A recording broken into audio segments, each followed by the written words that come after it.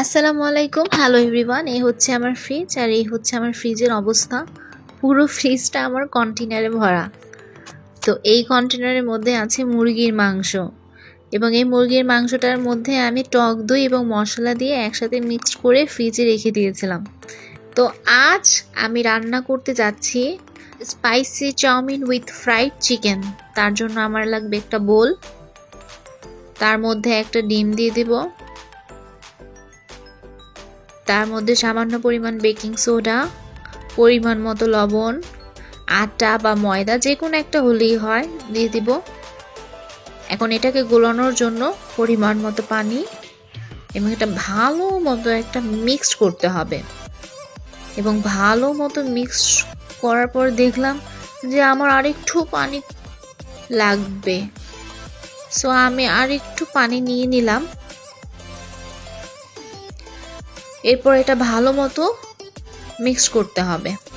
তো আমি এটা ধৈর্য সহকারে, বেশিক্ষণ লাগে না অবশ্য, তারপর এরকম একটা টেক্সচার চলে আসে। তো এই তো একটা পারফেক্ট টেক্সচার আসলো। এর মধ্যে লাল মরিচের গুঁড়া পরিমাণ মতো দিয়ে দিব, যে যেরকম ঝাল পছন্দ করেন আর কি।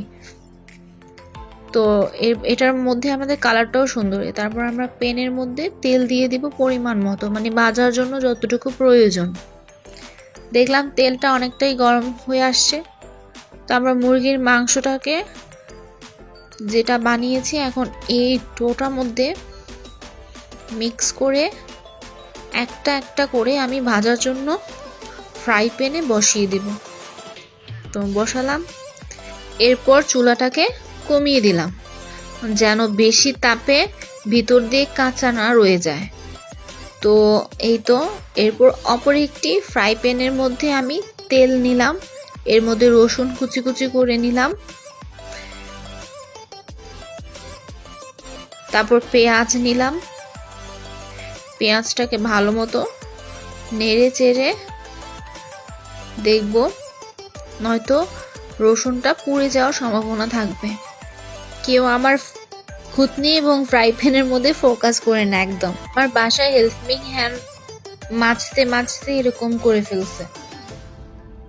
তো যাই হোক, অপর প্যানের মধ্যে আমার যে ফ্রাইড চিকেনগুলি রেখেছিলাম এগুলি অনেকটাই হয়ে গিয়েছে, খুব ভালো দেখতে লাগতেছে। তারপরে যে নাড়ানাড়ি করার পর আমি ক্যাপসিকাম এবং টমেটো দিয়ে দিলাম,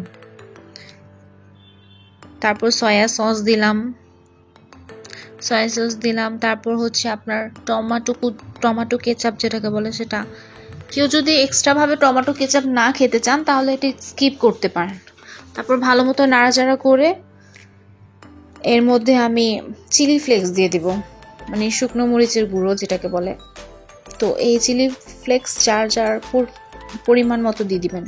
এরপরে দিলাম অরিগানোটা দিলে স্মেলটা খুব ভালো আসে। তারপর আমি সাইড করে একটা ডিম ভেজে নিলাম এবং এটাকে ভালো মতো মানে কুচি কুচি করে ফেলবো। এরপর একসাথে মিক্স করে নেব। এখন আমি একটু পরিমাণ মতো লবণ দিয়ে দিব, কারণ পুরো রান্নাটার মধ্যে আমি লবণ দিতেই ভুলে গিয়েছিলাম। তারপরে তো আমার সেদ্ধ করা চাউমিনগুলো আমি কি করব, এখন ফ্রাই প্যানে দিয়ে দিব। তো একসাথে মিক্স করে ভালো মতো মিক্স করে নেব আর চুলাটা হাই হিট করে নেব। যত ভালো মতো মিক্স করব ততই জিনিসটা প্রপারভাবে লাগবে।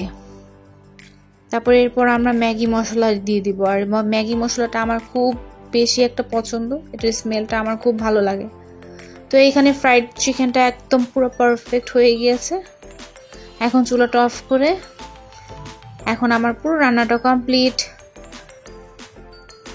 Spicy chowmein with fried chicken. তো আমি এক্সট্রাভাবে একটু অরেঞ্জ জুস করে ফেলেছি একটা পারফেক্ট কম্বিনেশনের জন্য। সো যার আমার এই রান্নাটা ভালো লেগেছে বাসায় একবার হলে একটু ট্রাই করে নিন। ঝটপট রান্না, ইজি টু কুক। সো আজকের জন্য এই পর্যন্তই। আল্লাহ হাফেজ।